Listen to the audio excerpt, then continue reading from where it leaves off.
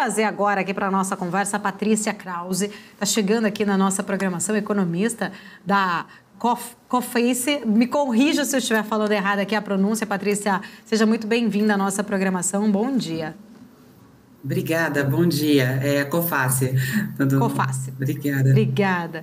Seja bem-vinda à nossa programação. Patrícia, em primeiro lugar, né, queria entender um pouco também da sua visão em relação a todos esses pontos da nossa economia. A gente estava aqui falando um pouco sobre a questão do arcabouço.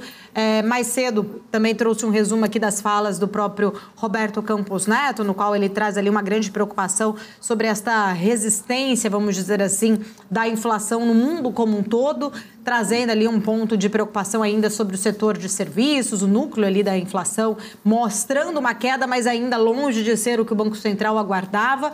O Boletim Focus hoje traz uma visão, né, de uma projeção bem menor, inclusive para o IPCA deste ano, saindo ali de um 6,1%, se eu não me engano, para 5,8%. Queria que você trouxesse um pouco da sua visão, se você acha que seja factível realmente a gente conseguir alcançar essa projeção deste IPCA, como o Focus vem trazendo.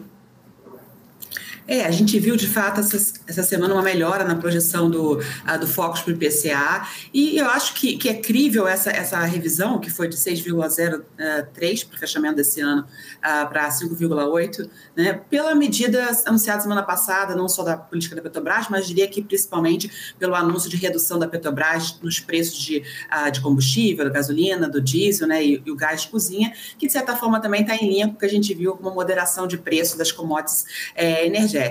Mas isso é um ponto, mas ainda assim a inflação estaria em 5,8%, a inflação para o ano que vem, a projeção, ainda que tenha sido reduzida também um pouco, está em 4,13%, então ainda assim é uma inflação que melhorou bastante, como o Campos Neto mencionou também, está abaixo de outros países, mas ainda tem as preocupações com o núcleo, né, e com os serviços e também com a questão da âncora, né? Há muito a ser feito, não é uma situação, já uma batalha vencida, né? Então, vejo que sim, segue essa preocupação, ainda que tenha melhorado um pouco a projeção de inflação ali no curto prazo para o fechamento de ano, né?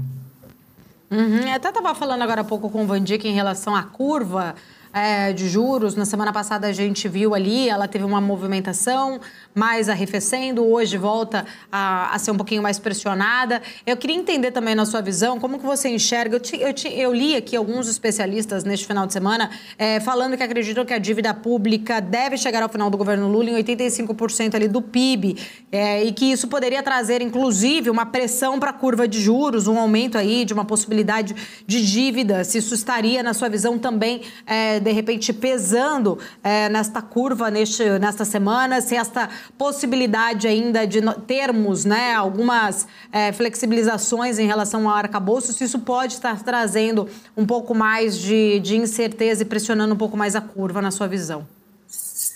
Sim, eu vejo um momento da curva de bastante volatilidade, diante da incerteza, primeiro com o debate ainda, com a votação da âncora, e também porque o que está para ser também votado não é o ideal, né? A gente sabe que pode ser melhor do que nada, para não ter um descontrole em relação à dívida, mas ela não vai trazer por si só um controle da dívida, e enfim, a ideia é que se você não tiver um aumento aí de receita, você vai sim a dívida vai continuar subindo nos próximos anos, né? Então, acho que está muito dependente ainda de um aumento de receitas e assim, reonerações ou reduções de brechas poderiam ser algo positivo, mas são difíceis de serem executadas. Então, a incerteza é muito grande ainda em relação à trajetória da dívida, e isso tem refletido aí na curva de juros, e a ver se a gente tem algumas alterações nessa discussão, na votação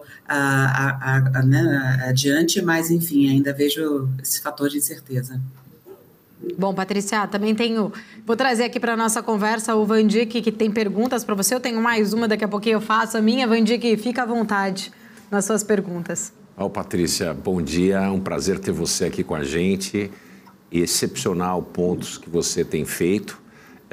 Minha grande preocupação é uma mistura da falta de credibilidade e a possibilidade de ser execuível da nova âncora fiscal, juntamente com um acelerador, né, pisado lá embaixo por parte do governo, junto com o Congresso Nacional, na distribuição de benesses para que a âncora seja votada da forma mais alinhada possível com o governo. Nós estamos no momento que o país parece ser esquizofrênico. Nós temos toda a tentativa por parte do Banco Central de frear a inflação, que apesar de mais baixa do que outros países, inclusive dos Estados Unidos, se a gente olhar, ela está bastante acima da meta, e isso corrói o poder de compra da pessoa média, principalmente da pessoa mais pobre no país. Então, isso é grande preocupação. Mas o governo parece que não consegue entender que uma mão lava a outra e que ele tem que haver uma relação muito próxima com a política monetária e com o Banco Central. E, dessa maneira, pensar e rever a maneira com que está gastando, investindo e custeando a máquina do governo. Como é que você tem visto esse processo? Porque, de novo, parece que o governo está baseando ou tentando fazer com que a inflação caia de uma maneira artificial. Vamos mexer no preço dos combustíveis, uma vez que ele é tão volátil e impacta tão pesadamente o IPCA. Bom, eu acho que na parte do combustível, de certa forma, conseguiu alguma brecha no fato de que os preços baixaram um pouco no cenário internacional. Mas é importante ver à frente, se subir de novo, como será a resposta também da Petrobras. Né? A gente tem uma nova política de preços, mas há espaços, né? Nesse momento há espaço para baixar, então é mais fácil de ser feito. Agora, na hora que precisar subir também, isso será feito. Então, acho que é um ponto importante a ver como é que vai ficar adiante, né? Então, acho que isso é difícil e, de fato, o que a gente tem visto é que a inflação baixou no Brasil significativamente, né, se a gente olhar desde o pico ali em abril do ano passado, mas também muito uma resposta da política, não só uma acomodação de preços commodities no mercado externo, mas também pelo dever feito, né, pelo Banco Central. Então, a gente é muito dependente também da política monetária e quanto a gente precisa também de mais uma resposta do lado fiscal e que, de fato, ainda não me parece o suficiente o desenho atual da âncora, né, melhor do que se a gente tivesse uma proposta, mas ainda assim a gente, como eu mencionei, precisa de controles maiores de despesas. Mandique, vou até usar aproveitar esse termo que você falou ali, né, esquizofrênico. A gente tem desse lado política fiscal aí, expansionista, do outro lado política monetária restritiva, né, tentando cortar este excesso de demanda, fazer aí a inflação convergir para a meta. O governo tem um modelo onde a gente vê o aumento de gastos públicos aí, acho que automaticamente, na visão do governo, acaba produzindo um crescimento. Só que, de um outro lado, a gente também tem, acho que consequência dessa forma, uma pressão, uma expectativa de inflação em alta. Entender também, na visão de vocês dois, na verdade, né, essa discussão que a gente até falou aqui um pouco mais cedo, de uma nova possibilidade em voltar a discutir o aumento da meta de inflação. Se isso também não seria mais alguma atitude esquizofrênica, né? Assim, a gente não está conseguindo dessa forma, vamos lá, vamos tentar subir essa meta da inflação. Isso não pode trazer também uma consequência contrária, ser um tiro no pé, de repente, pressionando ainda mais a curva de juros lá na frente, por conta de tanta incerteza, uma possibilidade aí de acabar trazendo um efeito contrário do que o próprio governo quer. Queria ouvir a opinião da Patrícia primeiro, depois do Vandique. Eu acho que a gente sabe que muitos países seguem uma meta mais de longo prazo, então poderia até ser uma possibilidade, mas eu não acredito que seja um momento ideal, principalmente o atual, né? Dado que a gente já teve tantos ruídos em relação a tentar reduzir a taxa de juros, então acho que nesse momento seria contraprodutivo, seria parecido com a ideia que estava tentando pressionar para reduzir a taxa de juros na marra, né? Acho que não traria um efeito significativo para reduzir, enfim, a taxa de juros e, enfim, isso teria reflexo nas expectativas de inflação, né, negativos no aumento das expectativas de inflação. Vandique. Concordo completamente com a Patrícia e vejo que existe um binômio de problemas. O binômio de problemas está posto assim. Uma tentativa de mudar, ou uma proposta no Conselho Monetário Nacional de mudar a meta de inflação, aumentá-la, o que é muito nocivo para a credibilidade do governo, uma vez que não conseguiu atingir a meta, é aquela história de vamos baixar o sarrafo para ver se eu consigo passar, ao invés de fazer o esforço real para passar pelo sarrafo. Então, uma vez posta a meta deve ser lutada, buscada de todas as maneiras. E quem faz isso é uma relação íntima entre a política fiscal e monetária, que essencialmente é a mesma moeda com duas caras. Elas precisam andar juntas e no Brasil elas estão muito separadas.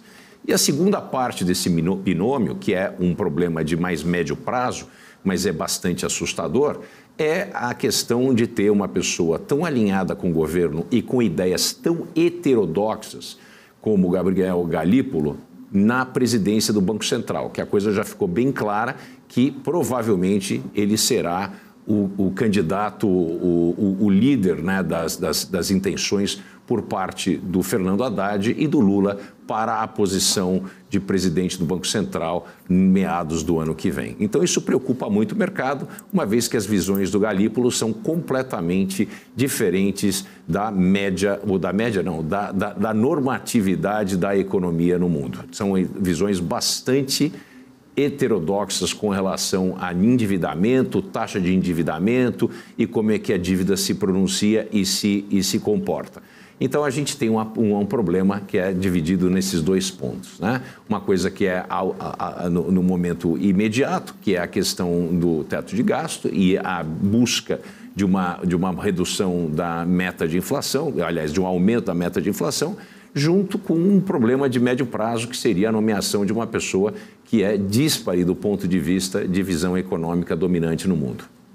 Patrícia, queria trazê-la aqui de volta, né, só para a gente falar aqui sobre um outro ponto. A gente está discutindo ainda acho que a primeira pauta econômica importante do governo, que é o arcabouço. A segunda, reforma tributária. Reforma tributária, até o Lira hoje, mais cedo, até trouxe aqui a informação que diz que vai trabalhar aí para realmente trazer essa discussão ainda antes do recesso, para depois, né, acredita que a votação possa acontecer logo após o recesso. A gente sabe que ainda é um assunto que pode levar tempo para ser discutido, como a gente viu outros governos que também tentaram fazer essa discussão anteriormente e acabaram muitas vezes, acho que, perdendo o timing ali deste ponto, né? Reforma tributária que ainda traz muita incerteza, principalmente para o setor privado. A gente sabe que para o crescimento do país, tão importante não só, né, como o próprio governo acredita ali, o crescimento, inclusive, da máquina andando, mas o setor privado como um todo aumentando a produtividade, aumentando, né, acho que todos os setores ali sendo um indutor deste crescimento da nossa economia, e muitos estão confusos, preocupados, receosos com o que vem a vir, né, a essa discussão de reforma tributária e as consequências dela. Queria entender um pouquinho da sua visão em relação a essa discussão. Muita gente se fala em fatiar a reforma, outros especialistas acreditam que não deve ser fatiada, que deve ser votada com uma grande discussão mesmo, porque se fatiar pode ser que a gente não tenha uma evolução à frente. Eu queria entender um pouquinho também da sua visão sobre esta discussão de reforma tributária. De fato, a gente vê desde o governo Temer a tentativa de passar uma reforma tributária e essa dificuldade, né? Eu acho que é muito otimismo a perspectiva de agenda para aprovação, né? Acho que ficaria mais para o segundo semestre e EAV, então acho que ainda não é um tema totalmente consolidado. É claro que tem uma importância, não tem a menor dúvida, principalmente a consolidação de impostos para que torne mais fácil, né? Então, a maneira correta de ser feita, acho que o importante é que seja feita de alguma forma, então mesmo que seja fatiada, mas que se fatiado isso vai ajudar a que a gente consiga seguir adiante, então que seja desta forma, né? Então pode ser aos poucos, mas que seja encaminhada, né? Uhum. Patrícia, só para trazer um outro ponto, acho que eu vi aqui, você é especialista em América Latina, é isso? Estou certa? Também posso fazer alguma pergunta em relação a isso? Posso? Tá bom. Sim, pode, agora, mais cedo, a gente estava tratando aqui de um assunto, até lembrei porque o Vandic falou sobre o México aqui, a gente estava falando de algumas pesquisas que foram divulgadas este final de semana, acho que a Bloomberg trouxe uma, Capital Econômicas outra, que falava exatamente que com a possibilidade de uma recessão nos Estados Unidos, os mercados emergentes podem acabar sendo aí uma grande atratividade, sendo um grande atrativo para investidores estrangeiros. O Vandic até acabou citando o México, acho que se o Vandic quiser até complementar minha pergunta em relação a isso, fica à vontade, viu, Vandic? Mas eu queria entender, na sua visão, se você acredita que realmente a gente pode, o Brasil, de alguma forma, ser beneficiado com essa preocupação de uma possível recessão na economia dos Estados Unidos. Se você concorda também, né, que deve acontecer lá nos Estados Unidos uma recessão, ou se você acredita que a economia americana vai conseguir fazer aquele pouso suave. A nossa projeção atual ainda é de um pouso suave nos Estados Unidos, né, não um cenário recessivo. Claro que, né, isso a gente tem fatores de risco e a parte do teto é o que tem no curto prazo de grande importância. Mencionou o caso do México. O México ainda tem sido, essa redução de atividade no México tem ainda surpreendido positivamente por conta dos Estados Unidos, que está desaquecendo mais lentamente ali do que esperado, né? A gente tem visto o fortalecimento também do peso mexicano diante desse cenário também. Enfim, mas claro, se houver uma reversão, se está numa recessão, aí seria o México o primeiro ali a ser afetado entre os países da América Latina pela grande dependência dos Estados Unidos, seu setor manufatureiro, as remessas dos trabalhadores, enfim. Para o Brasil, eu diria que, bom, assim, um cenário de desaceleração nos Estados Unidos não é favorável a ninguém, né? A principal economia do mundo, grande parceiro comercial para a gente também, poderia ser um pouco mais resiliente pelo fato de que os Estados Unidos não é o Brasil, né, no caso, não é o principal mercado das nossas exportações, né? Então, é muito importante também o que acontece na China, né? Então, a gente espera por hora um crescimento de 4,7% para a China, né, que não é um crescimento exuberante, mas melhor do que ano passado. Então, eu diria que teria, pensando mais um crescimento mais forte na China, poderia favorecer o Brasil. Vandigui, fica à vontade. Patrícia, eu tenho visto movimentos interessantes, principalmente em função dessa desavença entre Estados Unidos e China, tanto no âmbito geopolítico como econômico, e um processo bastante rápido de onshoring das atividades que estavam sendo feitas ou que são feitas na China, de grandes empresas, inclusive Apple e outras empresas que produzem produtos semifaturados e faturados, né, e manufaturados. E o que ocorre é que o México tem tido uma benesse muito grande em receber esses investimentos, juntamente com a Índia, mas eu falando em América Latina, eu tenho visto esses movimentos entrarem no México. E, simultaneamente, uma vez que o México é membro da NAFTA, uma das coisas que tem ocorrido são grandes áreas no México que têm sido compradas por grupos chineses para a produção de produtos que outrora eram produzidos na China, serem agora produzidos no México e exportados para os Estados Unidos. E o terceiro ponto interessante do México, assim, em valores comparativos de hora trabalhada do trabalho do empregado mexicano versus empregado na China, a relação tem sido mais benéfica com relação ao México, uma vez que a China o custo do trabalho tem se elevado rapidamente. Hoje, a China já não pode mais ser considerada um país com um trabalho muito barato. E o México tem entrado numa relação, em maneira relativa, fazendo uma oportunidade para que haja o onshoring dentro da estrutura do NAFTA, tanto dentro dos Estados Unidos, mas dentro do México, e investimentos chineses maciços dentro do México para que haja essa possibilidade de exportação. Por isso que eu tenho tido uma leitura muito positiva do México, ainda que eu não sou um especialista em México. Se você quiser complementar, fica à vontade. Sim, de fato a gente vê o México como um país da América Latina mais bem posicionado para se beneficiar desse movimento, né? Pela proximidade dos Estados Unidos, pelo acordo do MCA, né? Enfim, também o custo de trabalho mais baixo, o fato que você pode exportar para os Estados Unidos a um custo mais baixo. Então, assim, todos esses fatores são bastante positivos e têm beneficiado, inclusive por isso a gente faz uma projeção mais alta para o crescimento do México do que o próprio Estados Unidos para esse ano, né? A gente está com a projeção de 2,2% de crescimento para o México em 2023. Um ponto de atenção só que eu destacaria em relação às políticas mexicanas, né? Então, a gente tem, por exemplo, a política energética de uma maior participação do Estado em relação à parte do setor energético, que é um setor chave. Então, os Estados Unidos e o Canadá questionam se isso está em desacordo com o acordo do SMCA. Estão numa consulta aí já desde julho do ano passado. Eu entendo que uma hora vão chegar a um acordo, que não vai chegar a um ponto de tarifas retaliatórias, mas ainda assim gera uma incerteza para o investidor. Também em em relação ao milho que o México importa dos Estados Unidos, né? Que é geneticamente modificado, que eles também...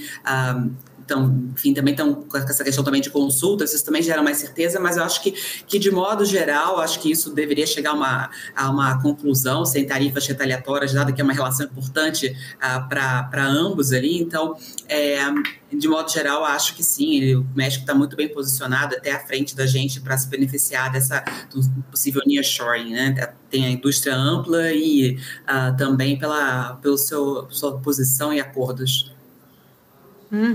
Patrícia, quero agradecer. Muito obrigada pela sua presença aqui na nossa programação da BMC News. Volte sempre. Obrigada. Boa tarde a todos. Até mais.